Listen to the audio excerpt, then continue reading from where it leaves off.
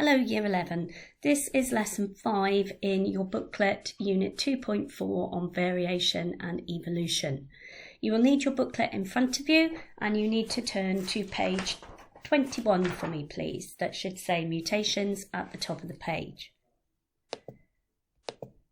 So the lesson today is to understand what causes mutations and some of their effects. So you should have an idea about this word mutations because we have come across it when we were looking at the triplet code and what happens when one of the bases is copied incorrectly. And that's one example of a mutation. So mutations are changes in genes or sections of DNA made when the DNA isn't copied exactly. In other words, the cell makes a mistake and muddles up the bits the gene is made from. So to give you a little bit of an analogy, if I took a piece of paper and put it on the photocopier to copy, if there wasn't enough toner or ink in the machine, or if the paper moved whilst it was on the machine, then what would come out would not be an exact copy. There would be mistakes on it, it would be blurry, okay? It may not be clear. So this is basically what a mutation is. When an exact copy is not made, okay, there's been a mutation. So what's the significance of the two people at the top of this page? Well, the person on the right is the Incredible Hulk, and this was one of my childhood TV programs I used to watch. So the story is, it's completely fictional, okay? The man was exposed to a high level of radiation, and as a result, whenever he got angry, he turned green, okay, became very muscular, and all of his clothes disappeared, okay, or got shredded. So there are lots of characters, the X-Men, okay, Wolverine, Spider-Man, all of these types of things. They're fictitious characters, but they all have something in common. They've been exposed to some mutagen at some point that's caused them to alter. What's the significance of the other character on the top left? Well, this is Blinky the fish. Blinky the fish, okay, is the fish that lives in the goldfish bowl in the nuclear power station that Homer Simpson works at, okay? And the idea is that Blinky or Blinky's parents were exposed to high levels of radiation, and as a result, he was born with 3 eyes, okay? So mutations are changes in genes made when the DNA isn't copied exactly. Usually when we're talking about mutations, the changes occur in important genes, ones that code for particular characteristics. And that characteristic could be anything from eye colour to hair colour, or even a gene that tells the cell how often to go through cell division and make more of itself. One important thing to note is that we are all mutants, not just the X-Men and people like Wolverine, Spider-Man and the rest of the mutants. No matter what your hair colour, eye colour, skin colour, at some point in the past, the gene that codes for that colour mutated from one form into another. So there is a famous fossilized relation of a human that was found, and they named her Lucy. It was a female. There's a link between humans and apes. And let's say that 3 million years ago, when Lucy lived on planet Earth, she would have had more than likely brown eyes, okay? We see all apes and chimpanzees have brown eyes, they don't have blue eyes. And a mutation might have happened in an egg cell, for example, that meant that all of Lucy's descendants, her children, had blue eyes. Notice we said the mutation happened in the egg cell because in order for the mutation to be passed on to the next generation, either the mutation has to be present in every single cell in the body and therefore is present in the sex cells, both male and female, or it is present in the sex cell and passes to the next generation when they join together for fertilization. Sometimes mutations can occur in the sex cells without being in the body cells. So this can happen when a person is exposed to very high levels of radiation. And high levels of radiation such as X-rays as well as normally gamma radiation, okay, can also cause mutations in the sex cells. So many workers in old nuclear power plants have complained of either becoming sterile or having children with a higher incidence of childhood leukemia. So we've already mentioned some of the things that cause mutations. We describe the word of substances that cause mutation as being a mutagen. A mutagen is a substance that causes mutations in DNA. And they include UV light, ultraviolet light, X-rays, radiation from radioactive substances, and some chemicals, e.g. benzene, which is found in fuels.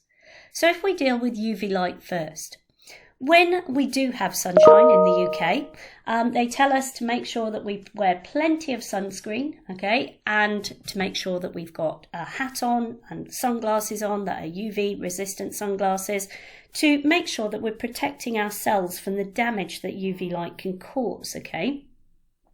So what happens is the UV light, when it hits our cells, it passes through them into the nuclei, and it can cause the DNA in the nuclei, okay, to alter as it makes copies of itself when it undergoes mitosis. So if that happens, sometimes the cell changes. So that might mean that the cell starts to make a little bit more melanin than it would do normally. Melanin is the protein that gives our skin a dark brown colour. So you can sometimes see that in the form of freckles on your skin. If you get a freckle or a mole that changes shape, gets bigger, starts to bleed, itch, okay, just changes in some way, that can be a sign of skin cancer, and it's always wise to get it checked out. So all they would do is they would remove it under a local anaesthetic, check out the lump to check that there weren't any cells that were what we call malignant, okay? So some tumours can be what we call malignant. If they're malignant, then that can spread and cause cancer, okay, and spread to other parts of the body. If they are benign, it's normally a harmless growth. However, even benign tumours can sometimes cause problems dependent on where they grow. So if the tumour grows and it's benign, but it's pressing on, let's say, a nerve, or it's pressing on a blood vessel, it might stop blood flow and oxygen supply to cells. So UV light, okay, is a mutagen. X-rays. Now, if you break a bone, you go to the hospital or if you suspect you've broken a bone, and they will give you an X-ray. X-rays are not harmful in themselves, okay, if you just go once a year, twice a year, okay? But they do say you shouldn't have more than 3 X-rays in a year. So if you are one of these accident-prone people that breaks bones quite a lot, okay, they will often check how many X-rays you've had before they send you for another one. And when you go for an X-ray, the radiographer will stand outside the room or behind a screen, a special screen, whether it's at the dentist or whether it's in a hospital, in an A&E department. And that's to protect them because they are carrying out that job on a day-to-day basis. They would be X-raying hundreds of people in a day. They do not stand in the room because they would be exposed to dangerous levels of X-rays. Radiation, obviously from radioactive substances, we've seen in the case of Chernobyl, and I know that in physics this crosses over, that Mr. Rees has been talking about the effects of Chernobyl and the radiation. And we're going to look at that as well a little bit later in this PowerPoint. And some chemicals. So they always say you should never sniff chemicals, you should never inhale chemicals. Benzene in particular is found in fuels, things like petrol, okay? It's not a good idea, okay, to smell these types of chemicals because they can cause, okay, mutations in your cells that could lead potentially to cancer. So, as I explained, we are all mutants, okay, including the X-Men. So how does mutation help evolution? Well, mutation happens in every single population. You've only got to look at everybody who would normally be in our classroom, okay? Everybody looks different. And the reason everybody looks different is because of mutations, changes in the DNA. This word natural selection, we're going to have an entire lesson on natural selection. But basically what it means is nature selecting the organisms with the best features that suit that environment, okay? So natural selection can act to mould one species to change it into another one, even sometimes 2 or 3. Organisms that have these beneficial mutations are more likely to survive, to breed and pass this mutation on to the next generation. So this little equation here, this word sum, is very, very important, okay, especially as we go on to the next few lessons. Because without mutation, if we didn't have these changes in the DNA, we wouldn't have variety or variation. And this variation, along with nature selecting for the best features that suit the environment, okay, leads us to evolution, to organisms changing and evolving, okay? So that's really, really important.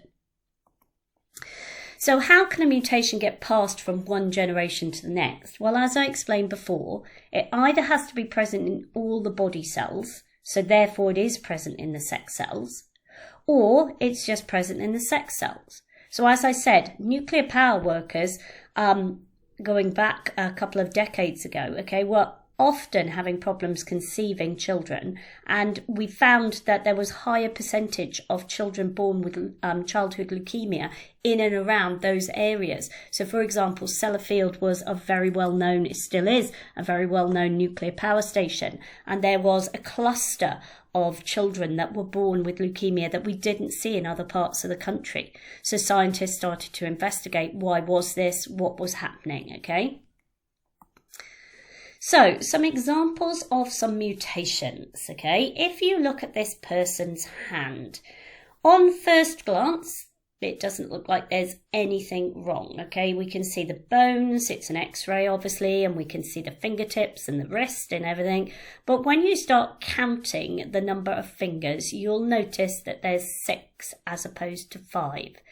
This is called polydactyly, and that word, poly means many, and dactyly means digits, fingers, toes. So polydactylism can happen in both fingers and toes. It's caused by a dominant allele, okay? So we've already talked about inheritance back in the last unit. So we'll explain how this gets inherited in a second. That means if it's caused by a dominant allele, you only need one copy, okay, to actually have this condition of polydactylism, okay? So if we look at this person here, this person is what we would call heterozygous. So you should remember that word. Remember, hetero means one of each. And this person is homozygous. We say this person is homozygous recessive because these are 2 lowercase p's. So say if this is mum and this is dad, okay, so mum has, females have that symbol, males have that. If these are mum's eggs, then she will have half of her eggs, her gametes will have a dominant allele and half will have the recessive allele. Whereas dad's sperm, would have both recessive alleles. So when we start joining up the egg and the sperm together, we should get 50-50 chance of the children, okay, inheriting this condition that mum has got here, polydactylism. So if we were to draw this, a heterozygous person with a homozygous recessive individual, which is this one, our Punnett square, so capital P, and I'm going to do little hooked P's so that you don't get confused. So this would be, let's say, like the mum above, and this would be dad. We would have 1 dominant, 1 recessive, we would have 2 recessive, we would have 1 dominant, 1 recessive, we would have 2 recessive. So we get 50% of the children would not have polydactyly, and 50% would be like mum and would have polydactyly. Would we have any child who was homozygous for polydactyly? No. Homozygous for polydactyly would mean they'd have to have 2 capital P's. This is not possible between this crossing between a heterozygous sufferer and a homozygous person, okay, because this homozygous person does not have any dominant alleles. What would happen then if we had 2 heterozygous individuals? In other words, capital P, little p, capital P, little p. Would there be a probability of having a homozygous polydactylism sufferer in this case? Yes.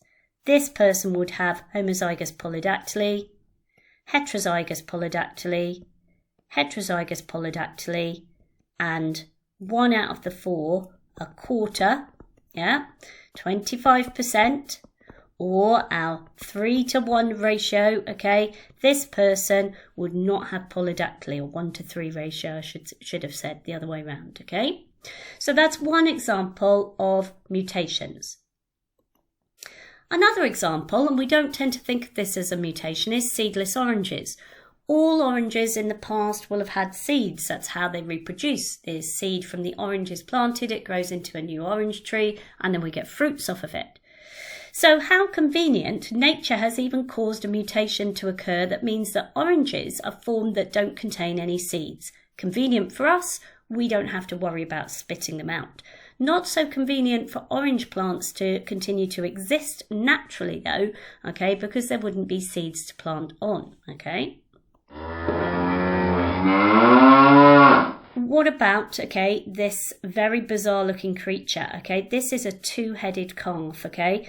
Unfortunately, after the nuclear incident at Chernobyl on the 26th of April 1986, which I can remember, there was a much higher incidence of mutations, not just amongst the livestock, okay, but also amongst the people, okay. We found that there was obviously lots of people died who were in the epicenter, okay. But there were lots of people who were exposed to very, very high levels of radiation. Some people had radiation sickness and were extremely unwell before they passed away. Some people were exposed to lower levels of radiation and as a result developed cancers, and leukemia amongst children was very, very high. But we also saw it amongst the livestock as well. And this was due to not only the animals being exposed to high levels of radiation, but also the grass, and then the animals eating the grass, okay? We eat the animals, and we obviously also drink milk from the animals. So as I say, I can remember this incident. I was a teenager at the time, and even though it happened in Chernobyl, okay, we saw the effects of the radiation in the atmosphere even in Wales. So I was on holiday in North Wales at the time. My parents refused to buy milk, fresh milk. We had powdered milk or UHT milk for a long, long time to ensure that we weren't passing it on, because they found levels of radiation in the grass in Wales, okay, and in other areas across Europe, okay, and people were worried about how the radiation would impact on them as well, okay. This one is our three-legged chicken. You can't quite see it. His leg is sticking out in this direction, okay? Again, would have been caused by the effects of radiation. Might go a little bit further at the dinner table, and it was likely that it was exposed to radiation before it hatched. Sphinx cats. Now, these cats have been bred specifically to look like this. So a breeder may have had a kitten in a litter that had no hair due to a mutation, and perhaps they quite liked the idea. Perhaps people who have got allergies to cats, particularly to cat fur, thought, well, you know, it's one way of having a cat without having the allergies that come with it sometimes. And so they started breeding these cats and started a new trend, okay, of creating these hairless moggies, okay. So they are the Sphinx cats.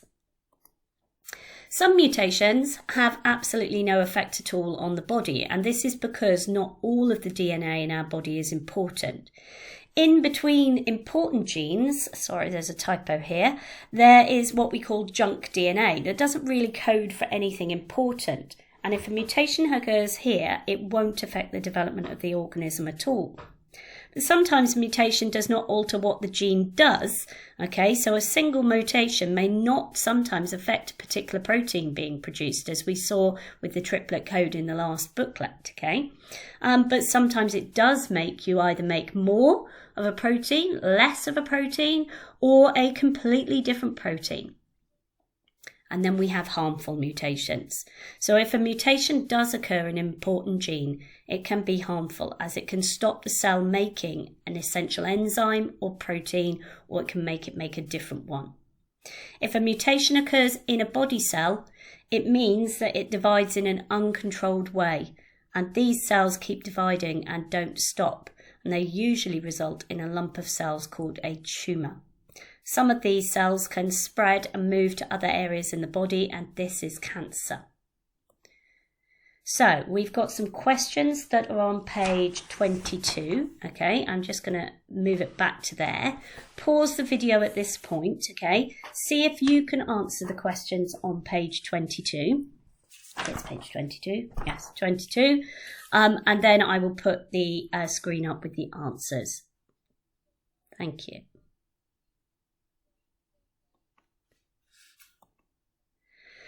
So there's that important word equation, okay, that we will come back to again, okay, in our lesson on natural selection. What is a mutation? A change or alteration in the DNA. What causes it? UV, X-rays, radiation, some chemicals. What can be created from existing genes? New forms of the genes, and therefore new forms of proteins from the altered triplet code. Why is it important for evolution? Well, mutation leads to variation or differences in organisms. Some of these differences may be more beneficial to an organism's survival than others. So will be naturally selected for. In other words, they will pass on to the next generation because they're successful, they help them to survive and lead to evolution. And finally, UV light is found in sunlight. Why do scientists say we should stay out of the sun as much as possible? Every time you expose yourself to UV light, it causes damage to the DNA in the nucleus of the cells.